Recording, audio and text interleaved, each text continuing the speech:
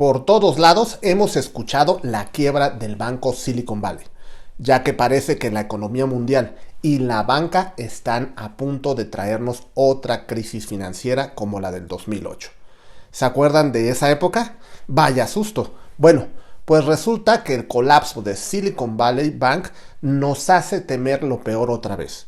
La verdad es que la situación financiera está en una tensión máxima y es importante que estemos informados. Por eso estamos haciendo una nueva serie de videos hablando sobre la situación de la banca norteamericana y sus implicaciones en la economía del mundo.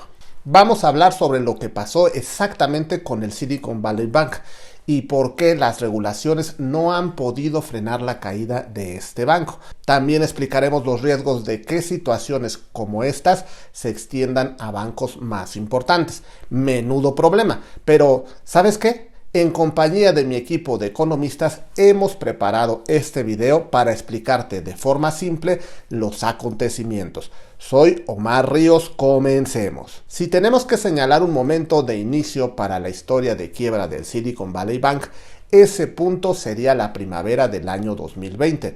Por aquella época, la mayoría de los gobiernos de todo el mundo estaban asustados por culpa de la aparición del coronavirus.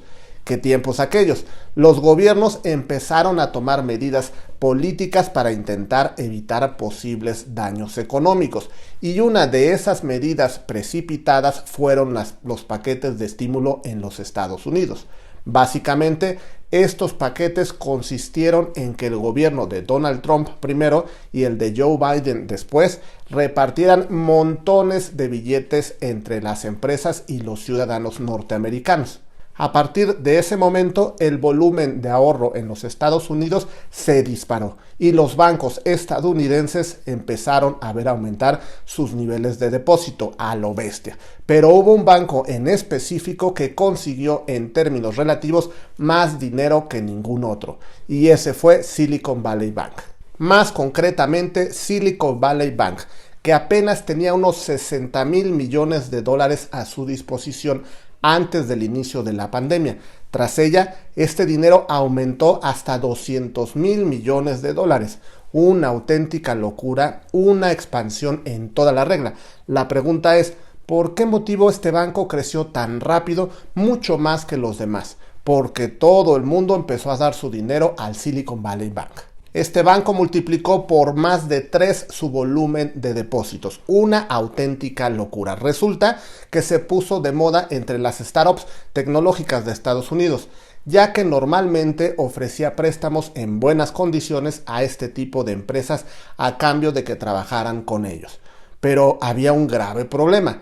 El Silicon Valley Bank no estaba acostumbrado a trabajar con familias ni empresas convencionales, sino que estaba dedicado prácticamente en exclusiva a dar créditos a las startups tecnológicas. Y el problema es que había conseguido reunir tanto dinero que prácticamente ya no quedaban empresas tecnológicas dispuestas a prestarles su dinero.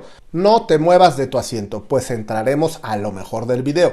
Este sería un excelente momento para que te suscribas a mi canal, le des a la campanita y de esta manera nos estarás ayudando a seguir subiendo contenidos y no te perderás mi siguiente video. Por supuesto, la historia de Silicon Valley Bank es un ejemplo de lo que puede pasar cuando los bancos se dedican a tomar riesgos excesivos en busca de beneficios rápidos.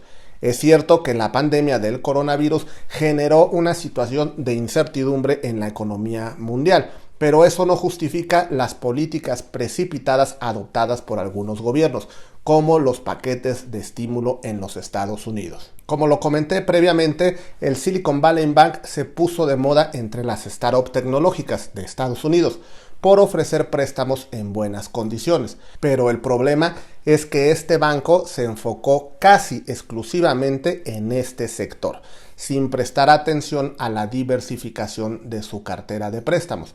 Y cuando las startups dejaron de necesitar préstamos o no pudieron pagarlos, el banco se encontró con una situación de alto riesgo. No sé cómo decirlo, pero hay un lío enorme en el banco de Silicon Valley. Resulta que los paquetes de inversión que tenían no les daban ninguna rentabilidad, nadie quería comprarlos.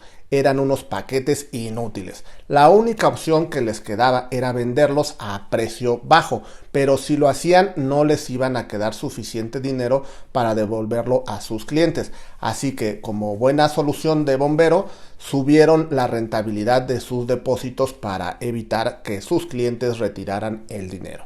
Al principio todo iba bien, pero resulta que los intereses pagados a los clientes eran más altos que los intereses que recibían por sus inversiones. Empezaron a perder dinero con estas inversiones. Esto es un caos total, así que te estarás preguntando, ¿cómo fue que se quedaron sin dinero? Bueno, primero veamos cómo ganan dinero los bancos. El banco ganaba dinero gracias al spread, es decir, la diferencia entre los intereses que recibían por las inversiones y los intereses que pagaban a los depositantes. Pero resulta que para conseguir un spread positivo, el banco se metió en inversiones bastante arriesgadas, como paquetes de hipotecas y bonos de deuda. Y sí, al principio todo parecía ir de lujo. Ganaban un buen dinero con un interés fijo, rápido, seguro y duradero en el tiempo. Pero cuidado, a raíz de la inflación y la subida de los tipos de interés, las cosas empezaron a ponerse feas para el banco. Las empresas tecnológicas, que eran sus principales clientes, empezaron a tener problemas para conseguir financiación. Y es que cuando los tipos de interés suben, los inversores prefieren invertir en otras opciones más rentables, como los bonos del tesoro. Así que estas empresas se quedaron sin dinero y eso fue un gran problema para el banco de Silicon Valley. En resumen, el banco se metió en un lío por querer ganar más y más dinero sin medir las consecuencias. Y claro, al final le salió el tiro por la culata. Pero espera, lo peor aún no había llegado. Como el banco necesitaba pagar a sus clientes para no sacar su dinero y no podían deshacerse fácilmente de las inversiones que daban intereses muy bajos, los directivos de Silicon Valley decidieron vender una parte de sus paquetes de inversión por $21,000 millones. Vender los paquetitos implicaba venderlos con un descuento y perder dinero. El banco tuvo que apuntarse unas pérdidas de $1,800 millones y buscar compensarlas, pero pedir una ampliación de capital era peligrosísimo. Era como gritarle al mundo que tienes problemas financieros, y así fue. Todos los clientes entraron en pánico y sacaron su dinero del banco. Todo se fue al demonio. ¿Qué hacer en este caso? Vender los paquetes de inversión al mercado, aunque claro, este tenía que venderlos con descuento y asumir una pérdida, pero nada que una ampliación de capital por valor de $2,000 millones no pudiera solucionar. Parecía un plan maestro, pero la práctica resultó ser su condena.